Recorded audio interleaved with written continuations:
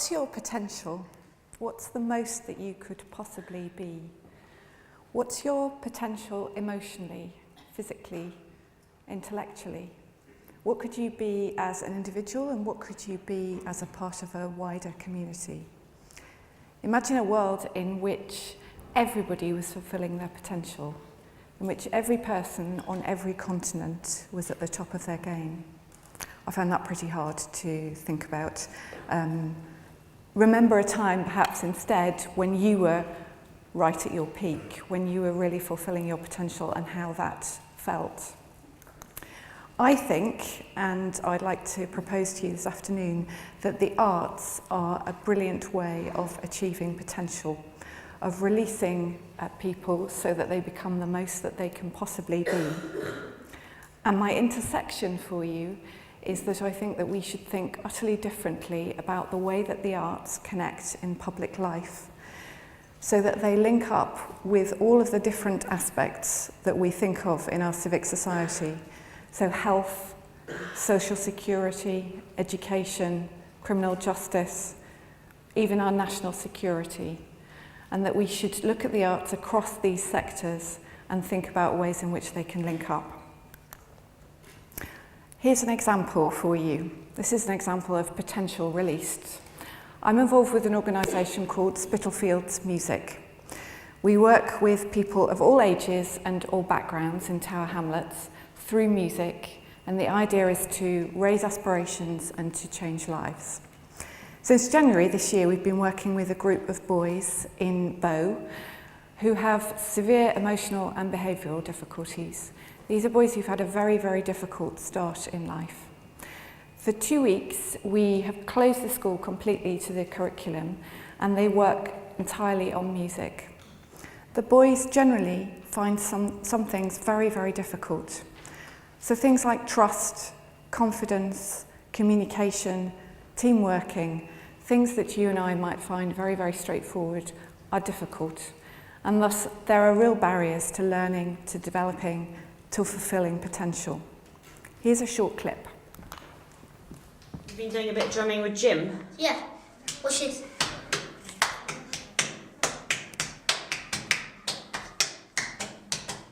So how does he teach you your drum beat? What did you start off with? I start with this.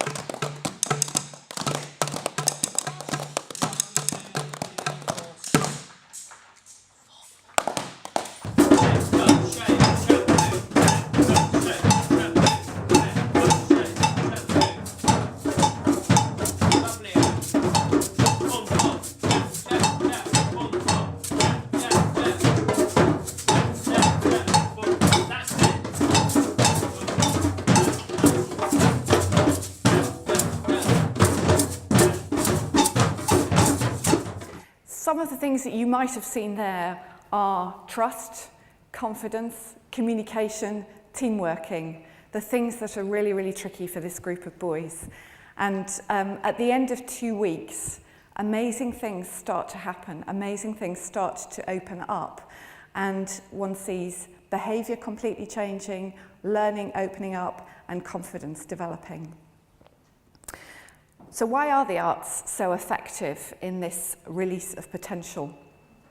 Well, firstly, I'm going to talk about music because music is what I know, but this applies to my view right across the arts, across music, drama, dance, film, theatre, anything that you care to mention in the arts.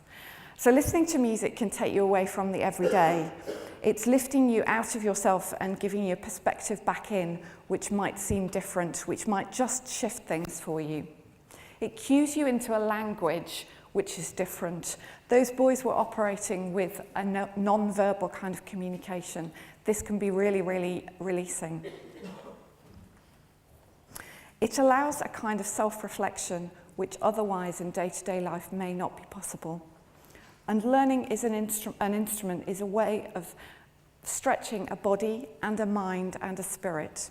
It's like a gym for the soul or the spirit.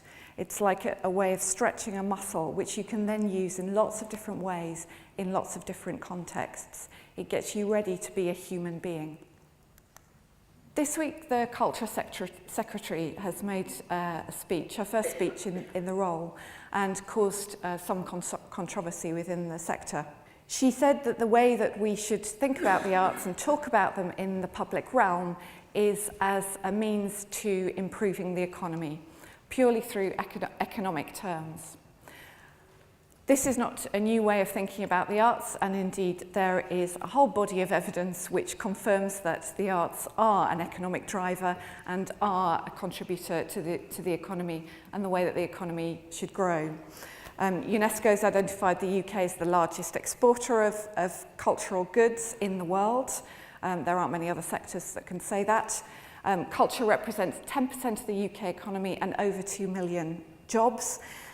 And this is with 7 pence in every £100 spent on the arts from public money. It's a small investment which is returned 100-fold.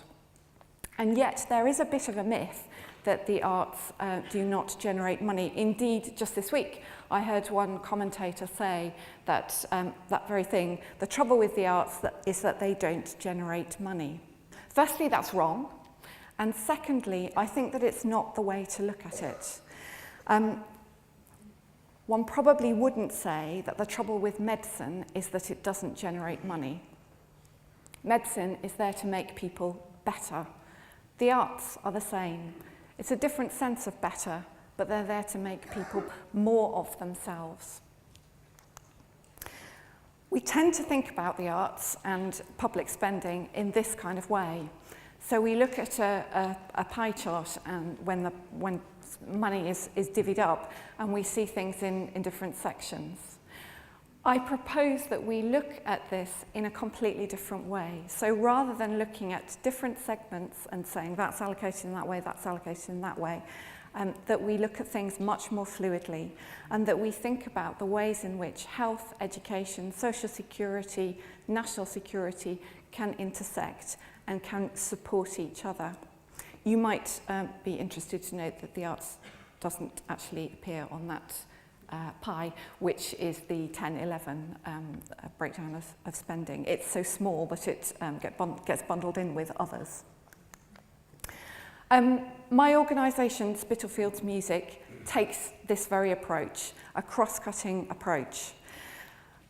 One can see the effects from a small charity operating in a very refined geographical area in Tower Hamlets. One can see quite significant effects. So, for example, through music, babies who can discharge from hospital earlier, when they've run projects with lullabies with grandparents and parents, so babies are finding that they're ready to go in life much more quickly than they would without these kind of interventions.